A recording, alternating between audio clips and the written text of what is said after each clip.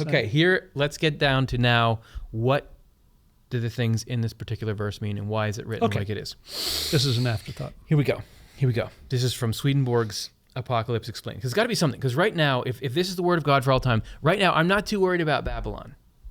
I'm not worried about Babylon. Like, it's a city of ruins. No, for me, like, I don't lose sleep over I've got Babylon. my like public speaking, spiders, drowning. Babylon is way, way down on the list. Yeah. So why is God still telling me be worried about Babylon? Right. Okay. From Swedenborg's Apocalypse Explained 1029, Babylon, or Babel, means a church consisting of those who by means of the holy things of the church strive to gain dominion over the whole world. And this by dominion over the human souls, claiming to themselves authority to save whomsoever they will, and these finally seeking dominion over heaven and hell and make it their own. Okay, just that. Okay. It's not that bad. So again, you said earlier that it's like using religion because there's something deep in the human spirit. People have a sort of hole in their soul, or they're looking for something, Yes. they're seeking for something. Yes. And then using that vulnerability in people to gain domination for various reasons. Yes. For ego, for money. I mean, these are the types of things that Swedenborg talks about. Subscribers. Right? Like being subscribers, that's right. To your Just YouTube, whatever you have to do to get subscribers. That's right. Okay, yes, because so the reason why we had such a long preamble to getting to that explanation of what Babylon is if you hear that, you're going to think, that's just you making up that that's what Babylon means. Yeah. And what we're saying is everywhere that Babylon occurs in the Bible, it is talking about this particular, remember, not a person, and it's also not a particular civilization and not a particular city. It is talking about an attribute. And in this case, it's the attribute, like you just described, of using the power and potency of religion to dominate people and bend them to your will. And that is a threat. That is why it features so prominently in the Bible. Right now, if you go to people and say, what do you think about Christians? A lot of them are going to say, look at all the terrible things they did in history.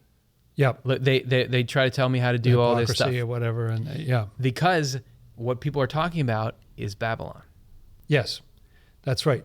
People trying to exercise sort of thought control or get everybody into lockstep or whatever, and then funneling huge money up to what about those leaders? And every single time somebody starts a cult, it's like you just go watch any documentary about it. It's like, well, we've got this religious passion. People are looking for something in their life. This person fills it, and then they eventually abuse that power to steal everyone's money, have sex with everyone, and everyone kills themselves. That happens over and over and over again. It's boringly. Nobody seems to have figured out an alternative on that. It always ends up in the same place. They do, and they're able to cast this spell over people because of the power of religion. That's Babylon. And it can happen on very large scales when, for example, the stuff in history that people hate, like we say, we're going to go to war over religion, that is people using religion to dominate. And so it's striking to me that you don't need, like for a revelation, do you need a revelation to tell you, look out for Babylon, look out for that city? That city's trouble. No. No, that's a temporal situation. Right. Babylon was problematic at certain times in history. Sure. The Babylonian Empire or whatever. Yes, right, things got out of hand. But is that a perennial problem? No. But because of the nature of religion, it's really striking me right now that because people are vulnerable to religions, you need a revelation to say, hey, there's such a thing as religion gone wrong. Yes. I'm going to articulate that in terms of Babylon, but that's what I'm talking about. Yeah. Is that when people, it can happen on a small scale. Yep. As you say, in one little group, it can happen in massive religious movements over time. Yep. But it's like, hey, this is a way to really control people. Yeah. This is awesome. This is better than anything, better than the government. Get the religion thing. Now we've really got it. And that is not what most people are using religion for. No. The actual use of religion the function that it's supposed to have is to be a means by which you live a good life. Yeah, they're seeking God and they want help with their problems and things like that. Yeah, that's what they're doing. But then people can prey on them, and you need a revelation, something higher than that, to say, hey, look out for this, because the people are going to prey on you in this way. You know what that does? It destroys religion.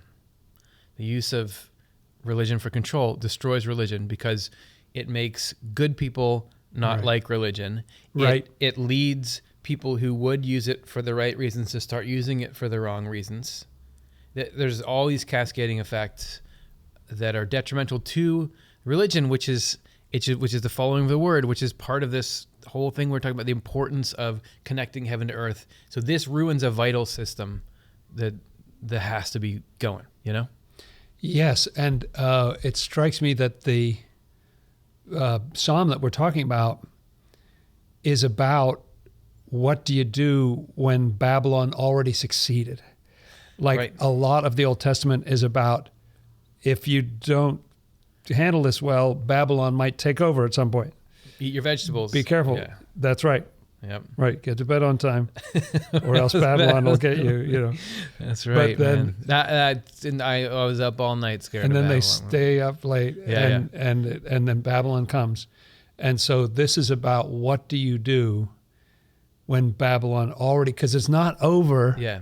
At that point, it's given you a little recipe, and I think you could argue that there are some situations we can see in our world that kind of match that situation where Babylon, you know, even then it's not too late.